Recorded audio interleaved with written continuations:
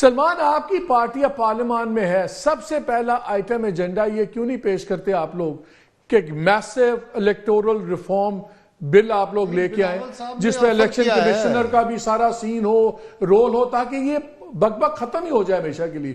پرو actually آپ لوگ کیوں نہیں کرتے؟ پہلی سپیچ میں بلاول صاحب نے ان کو انوائٹ کیا اس پہ۔ میں عرض کروں، دیکھیں، جب نظام کے اندر یہ خواہش ہو کہ انجینئرنگ کرنی ہے، دھاندلی کرنی ہے، تو پھر قانون سازی سے مسئلہ حل نہیں ہوتا۔ قانون سازی کی جاتی ہے جماعتوں اور فریقین کے درمیان جو دھاندلی ہوتی ہے یا دھاندلی کی خواہش ہوتی ہے اس کو ختم کرنے کے لیے، لیکن اگر رکھوالا ہی دھاندلی کروانے پہ تل جائے تو پھر بہت مشکل ہو جاتا ہے۔ تو میری نظر میں تو سب سے اہم معاملہ یہ ہے کہ جو ہی پولنگ ختم ہو پولنگ سٹیشن پہ، اسی وقت وہاں کا جو فارم 45 ہے وہ الیکٹرانکلی دیگر حوالوں سے 10 لوگوں کو بھیج دیا جائے، وہ الیکشن آبزرورز کو بھیج دیا جائے، وہ الیکشن کمیشن کو بھیجا جائے۔ حالانکہ الیکشن کمیشن کے حوالے سے ہم شک رکھتے ہیں، لیکن اس کے علاوہ انڈیپینڈنٹ پہلے سے آبزرور تعینات ہوں اور ان کو 10-20 آبزرورز کو وہ فارم چلے جائے تاکہ آپ نے کہا، آپ نے رکھوالوں کی بات کی ہے، کیا آپ کے خیال میں عمران خان صاحب کا جو جھگڑا ہے یہ پرسنالٹی کلیش ہے یا عمران خان اور انسٹیٹیوشن کا جھگڑا ہے؟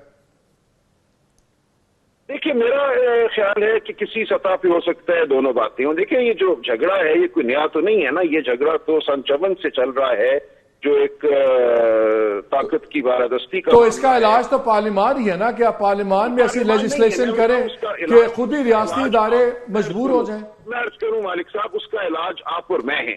اگر ہم یہ تہیہ کر لیں، آپ پھر میں کہوں گا اقوام عالم کو دیکھیں، جب ایک معاشرے میں یہ ایک وثوق اور ایک تہیہ ہو جاتا ہے کہ ہم نے طاقت کا سرچشمہ عوام کو بنانا ہے، تو پھر ہی عوام طاقت کا سرچشمہ بنتے ہیں۔ کارا صاحب، کوئی علاج ہے اس کا؟ آپ لوگوں کا بھی ریاستی اداروں سے بڑا ٹکراؤ رہا ہے، آپ لوگوں نے تو پھانسیاں بھی کاٹی ہیں۔ ایک بڑا سمپل علاج ہے، ایک کلیہ ہے، میری دانست میں، ہو سکتا ہے میں غلط ہوں، میرے دونوں ساتھی بڑے پڑھے لکھے اور زیادہ تجربہ کار ہیں۔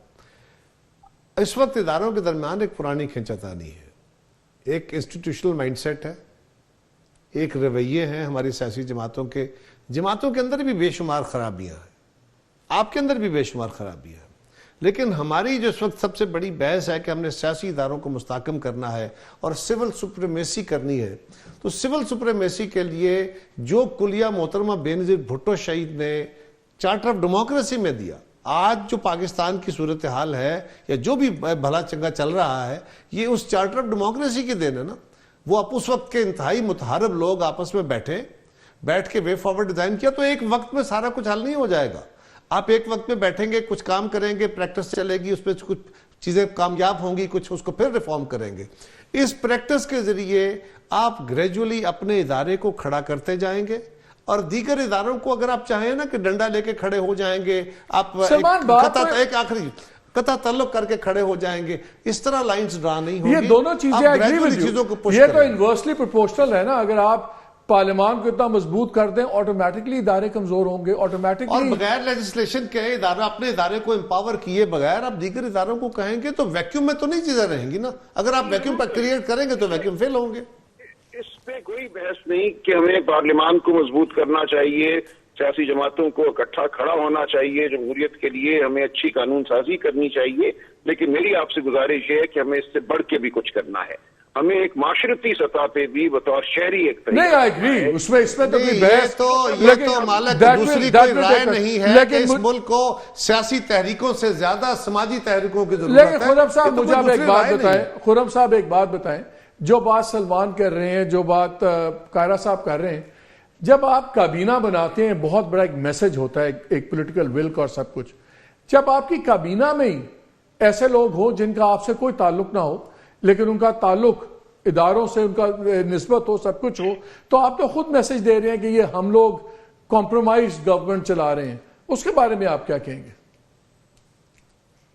میں یہ کہوں گا کہ اگر سلمان راجہ صاحب کی جماعت کل پارلیمان میں کھڑا ہو کر کہہ دے کہ جی ہم آپ کو گرنے نہیں دیں گے، آپ کھل کر فیصلے کریں، تو یہ ضرورت نہیں رہے گی۔ دیکھیں، ہم نے کیا سبق سیکھا میثاق جمہوریت میں؟ ہم نے یہ سبق سیکھا کہ ایک دوسرے کو جانی دشمن سمجھنے سے ہم دونوں کا نقصان ہوا۔ آپ کو تو وہ گرا نہیں سکتے، آپ کو تو پیپلز پارٹی نے کھڑا کر دیا۔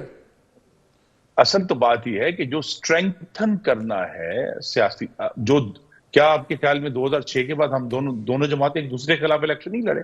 ہم لڑے، ہم اکٹھے بھی ہوئے، ہم خلاف میں بھی ہوئے، ہم اپوزیشن میں بھی گئے، لیکن ایک بیسک انڈرسٹینڈنگ جس کا ابھی یہ سنی اتحاد کونسل کے اندر فقدان ہے، ان کا یہ خیال ہے کہ دوسری سیاسی جماعتوں کو گرانے سے، ان کو متون کرنے سے، ان کو کافر، غدار اور ڈاکو کہنے سے ان کی سیاست چمکے گی، اور وہ جو اصل مقصد جس کی طرف سلمان صاحب اشارہ کر رہے ہیں وہ ہمیشہ پیچھے رہ جاتا ہے کہ پاکستان لیکن مجھے ایک بات ہے، ہمیں بھی تو آپ جیسی میچور پارٹیز کے رویوں میں تبدیلی نظر نہیں آتی، وہی نیپوٹزم، وہی برادری فیملیزم نظر آتا ہے. فار ایگزامپل آپ کے سو کالڈ آپ کے فائنینشیل سٹار تھے اسحاق ڈار صاحب، او جی فائنانس کے بادشاہ ہیں، فائنانس چلایا، ہٹ گئے، آپ نے چینج کر دیا. اس کا مطلب ہے کہ ترجیحات دوسری تھی، لیکن ان کو اٹھا کے آپ نے فورن منسٹر بنا دیا.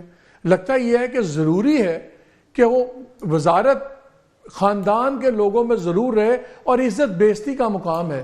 کیا آپ کی پارٹی میں کوئی ریٹائرمنٹ کا کانسیپٹ ہے کہ اگر ایک بندے کی پوری تاریخ فائنانس کی ہے ان کو وہاں سے اٹھا کے آپ فورن منسٹر بنا دیں؟ مالک آپ کی فورن اکانومی کو جو سپورٹ آتی ہے اس میں وزارت خارجہ اور وزارت خزانہ دونوں مل کے کام کر رہی ہوتی ہے. اچھا آپ نے یہ وہ لاجک بائی کر لی ہے کہ ان کا یو اے ای اور سعودیہ سے بڑا تعلق تھا؟ میں صرف یہ کہہ رہا ہوں کہ اس میں وہ بھی ہوتا ہے، جی وزارت خارجہ بڑا اہم رول ادا کرتی ہے. تاڑا دل بڑا ہی رحم دل ہے گیا، میں بڑی قدر کرنا. جی خرم صاحب.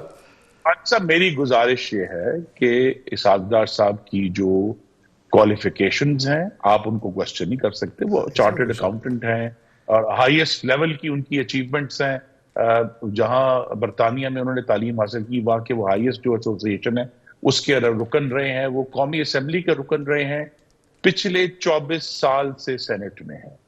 تو ان کا جو تجربہ ہے، ان کی جو کوالیفیکیشن ہے، وہ اس کو صرف رشتہ داری کی بنیاد پر. اسی لیے آئی ایم ایف کو کہہ دیا تھا آئی ڈیم کیئر، اور پھر آپ کے پرائم منسٹر صاحب کو جا کے منتیں کرنی پڑی تھی پیرس کے اندر M D I M F کی. یہ بھی کوالیفیکیشن ہوگی آپ کے نزدیک، میرے نزدیک خرم صاحب نہیں ہے. آپ سمجھتے ہوں گے، لیکن ان کی جو اہلیت اور قابلیت ہے اس میں کوئی شک نہیں ہے. تو وہ جن کا فائنانس کا ٹوٹل ہے، اب وہ being a chartered accountant makes you an excellent foreign minister، یہ مجھے آپ بتا رہے ہیں. No, it doesn't. دیکھیے ان کا ایک تجربہ ہے، اور بجائے یہ کہ ہم ڈار صاحب پر بحث کریں، تمام پارٹیوں کو ایسے لوگوں کی اس ملک کے اندر 2 وزیر خزانہ ایسے گزرے ہیں جن کا فائنانس سے اور بینکنگ سے کوئی تعلق نہیں تھا. ایک یاسین بھٹو صاحب تھے اور ایک مبشر حسن صاحب تھے، اور وہ دونوں پاکستان کے کامیاب ترین وزیر، وہ بھی زبردست فائنانس منسٹر بنے تھے. تو یہ بھی کوئی ضروری نہیں ہے کہ یہ بینکر اور اس طرح کے لوگ ہی کامیاب ہو سکتے ہیں. صحیح بات ہے، لیکن یہ بھی آپ تینوں کا بہت شکریہ. لیکن کہہ رہا صاحب یہ بھی ضروری نہیں ہے کہ ایک ٹائم ہوتا ہے پالیٹکس میں کہ ابھی بندہ ریٹائر بھی ہو جاتا ہے. وزارت کے لیے اگر آپ کو ٹیلی فون کروانے پڑیں پارٹی کے سپریموں سے کسی بہت پاورفل شخص صرف اس لیے کہ آپ وزارت ضرور ملے، تو میرا خیال ہے وہ بھی کوئی ڈیموکریسی کے لیے یا اچھا نہیں ہوتا. تو اسی بات پہ ہم ختم کرتے ہیں.